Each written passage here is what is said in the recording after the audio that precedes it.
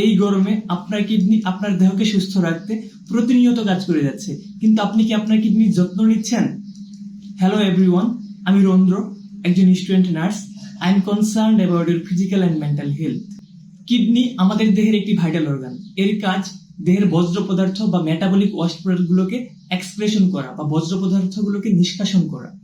আজকে আমরা জানবো কিডনিকে কিভাবে সুস্থ রাখা যায়। পর্যাপ্ত পরিমাণ পানি পান করুন। প্রতিদিন অন্তত 8 থেকে 10 গ্লাস পানি পান করুন। এটি কিডনিকে টক্সিন পরিষ্কার করতে সাহায্য করে।